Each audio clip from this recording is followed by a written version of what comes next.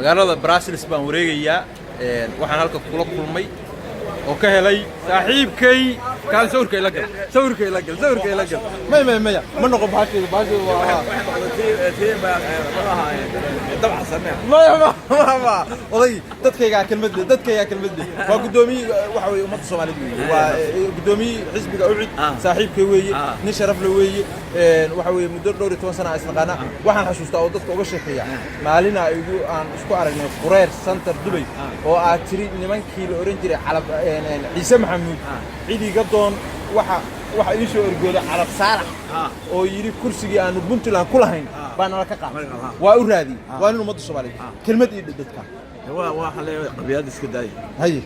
hay Soomaaliya u soo duceeya inay idin kala duceysan in laba dalo wanaagsan noqono idin kala isdaaya shanta dawladda kala baabiya dawlad qura noqdo waayahay gudoomiye waxa weeye gudoomiyihii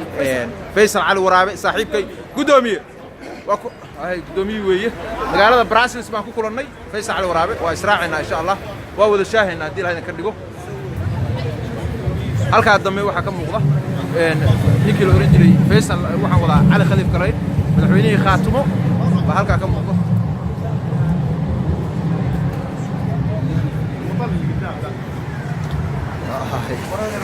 ما عذر ولا أنا صور مي ساكو صورة حاجة على خليف سوي صورة على خليف سوي وأنا قضية يا صور هذا بديلية هريب كجرا سوي كذا هريب هل كان نيجي دقيقة هوا كم دقيقة دولة فدرال كتسا وكان دقيقة شودو أقاسم كتسا دولة فدرال كوي ولا سكواش براسك ودوا هاي رد كنا وسلامة يا حضرنا وكنا وقول إن شاء الله ودورك أنا وصل سقطة يقولوا لنا كم إن شاء الله ما تبى علي هاي my brother علي هاي ساشة أبا هاي ساشة بشر هيرو باتهاي وأقاسم الدقيق أقاسمي هو رمي الحسوية دولة بنتلان حتى أنا أقاسمها وزارة هوين وحنسيق على الأسرة هوين الصومالية هوين غير كبرى وضياشة مثلا على خليج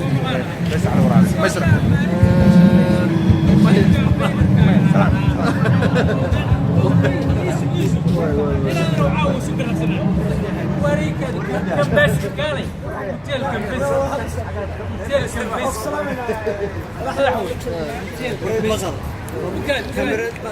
ما عذر ما أدوك